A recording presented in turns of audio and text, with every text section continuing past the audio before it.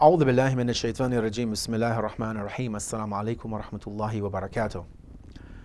The hadith for today that we want to reflect upon and read and hopefully understand is from the commander of the faithful, Imam Ali, may God's peace and blessings be upon him. And in this tradition, he talks about things that which us as believers need to keep away from.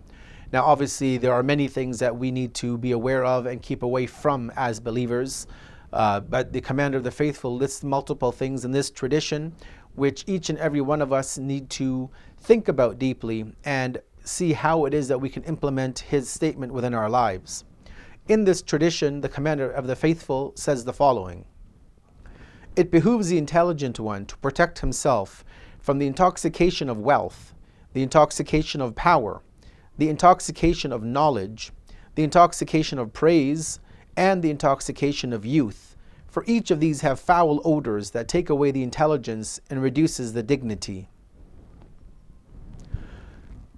Imam Ali, may God's peace and blessings be upon him, in this tradition shows us things that we as believers, men and women, young and old, need to keep away from, need to be aware of within our lives.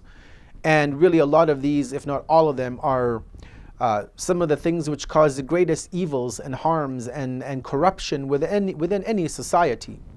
He starts off by talking about the intoxication of wealth and that we need to be aware of it and protect ourselves from it. Now, this doesn't mean that we don't seek wealth, that we don't attain wealth, but rather we keep away from the intoxication of wealth. When somebody gets so rich that they are drunk with their wealth, so to speak, that it changes their attitude, it changes their persona, it changes their character.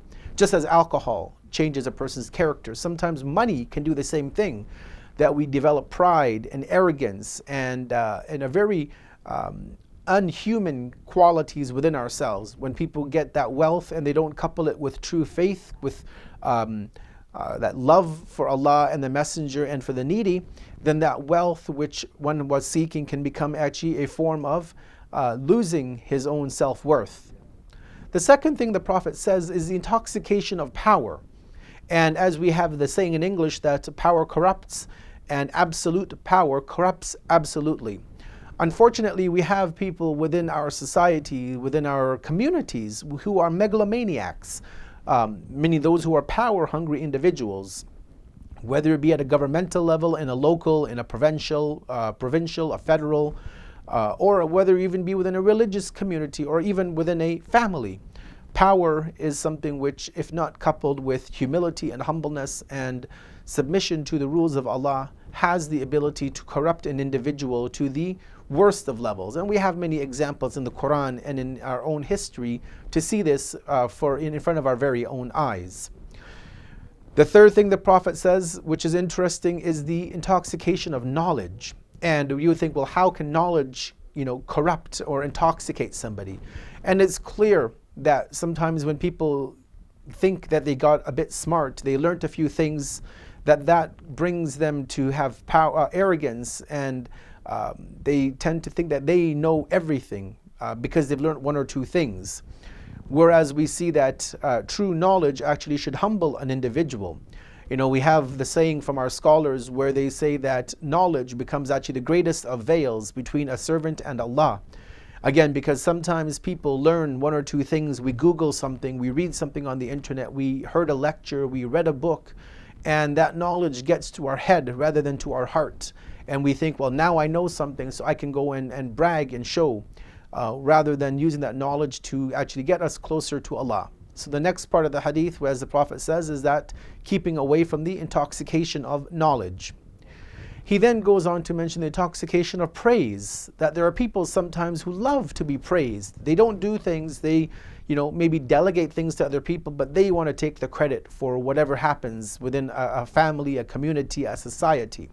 And that, heaping of praise on a person, sometimes it actually acts as a barrier. It is a form of intoxication when people are there praising you and patting you on your back and saying, good job, and you develop an ego and a pride over this sort of an attitude. Last but not least, the Prophet says that the Imam Ali, peace be upon him, says the intoxication of our youth. When a man or a woman is of a young age, and I won't define young here, but when we see that we're at a certain age of our youth, we think we're invincible. We think that we are superhumans, so to speak, and that nothing can affect us. And so we let our youth sometimes get the best of us. We, again, use it in negative ways rather than in the positive ways that Allah would want us to use our youth in. And the Imam concludes this tradition by telling us that all of these things let off a foul odor. This is obviously at a metaphysical realm, not in a physical plane and time of space, but rather in a metaphysical realm. And he says that these things take away our intelligence and our dignity. So as believers, young and old, we need to keep aware of these things and keep away from them if we wish to climb the ladder towards spiritual proximity to Allah and to His favor and to get closer to the Imam of our age. Wassalamu alaikum wa rahmatullahi wa barakatuh.